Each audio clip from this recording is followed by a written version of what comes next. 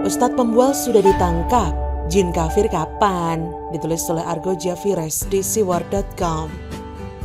Halo, selamat datang di channel Jurnal Radio bersama JJ. Ustadz pembual Yahya Waloni sudah diciduk sore tadi oleh tim cyber Bareskrim Polri. Ngumpetnya di Cibubur rupanya. Kini persendiannya mungkin lagi pada lunglai, ngilu-ngilu, gemeter dingin, mulut bergetar saat di BAP di hadapan tim penyidik kepolisian.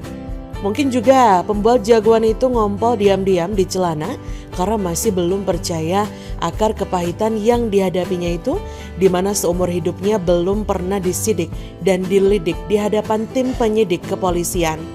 Setelah spesies penista agama Kristen sok jago yang sudah keok itu dibekuk oleh tim cyber Bareskrim Polri, masih ada satu spesies lagi, rajanya penista agama Kristen, Abdul Somad, the king of penista salib itu.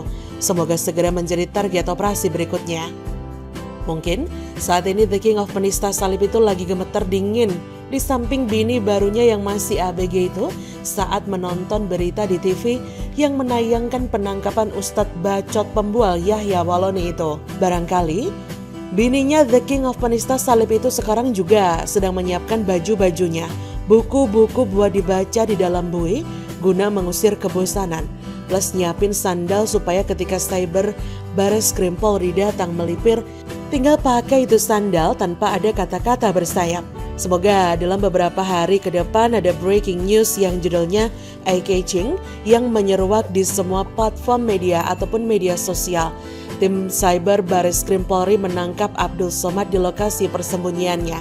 Dengan demikian bangsa ini segera terbebas dari racun berbisa spesies penghina Yesus seenak cangkeme yang menyebut Tuhannya orang Kristen itu adalah jin kafir yang gelayutan di atas kayu salib sambil nanya kepalanya jin kafir itu nolehnya ke kiri atau ke kanan ya.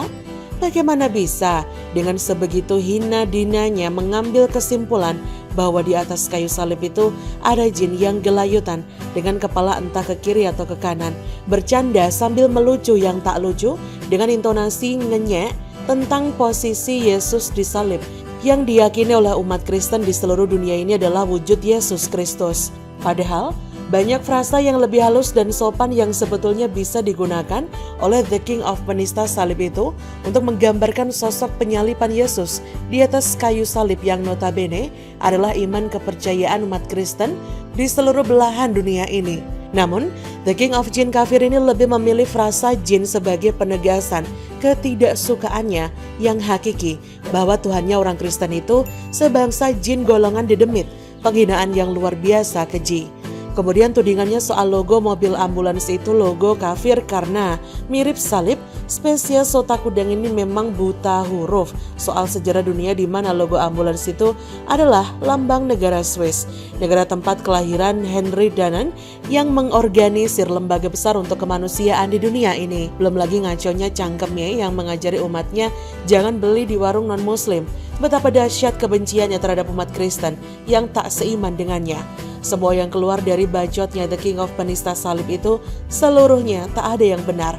Tapi karena ia bergelar ustadz, maka menjadi benar di mata jemaahnya. Disinilah letak bahayanya. Penjelasan yang diungkapkannya lebih tendensius ke arah sikap penghinaan dan penistaan yang luar biasa biadab. Dan para jemaah pun tertawa lepas, bahagia, senantiasa melihat ekspresinya yang tak lucu itu. Semoga permintaan Menteri Agama segera ditanggapi secara positif oleh Bareskrim Polri untuk tak ragu-ragu lagi segera menangkap semua pihak termasuk the king of jin kafir Abdul Somad agar tidak lagi semena-mena dan seenak kudelnya menista agama Kristen. Sebab kasus penistaan agama akan selalu ada dan tak ada matinya jika Polri masih pandang bulu dalam menegakkan hukum yang berkeadilan. Jangan mentang-mentang menganut agama mayoritas, lalu dengan gampangnya menista agama minoritas. Negara ini adalah negara Pancasila, bukan negara khilafah. Kalau mau cari uang, carilah uang yang benar dan halal. Jangan cari uang dengan cara haram menghina, menista, dan menertawai keimanan umat agama lain, supaya bisa cepat jadi ustadz kondang, lalu diundang kemana-mana. Fulus lancar, bisa beli moge dan kawinin ABG.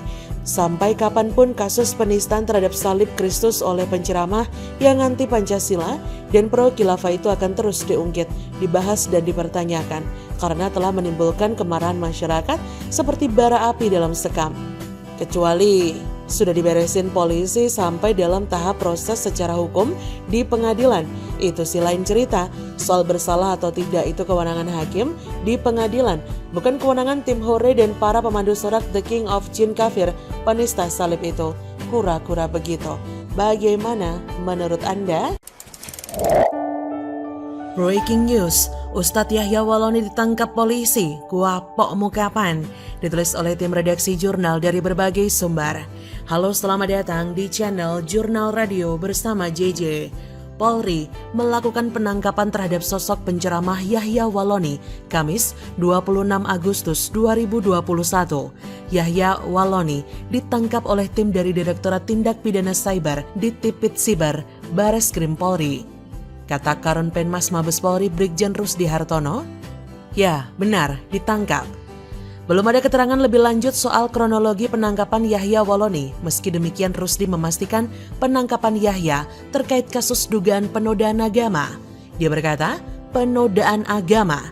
Sejak penangkapan Muhammad KC beberapa waktu lalu, terpantau memang muncul seruan untuk polisi agar menangkap Yahya Walloni yang dituding turut menyuarakan kebencian dalam materi dakwahnya.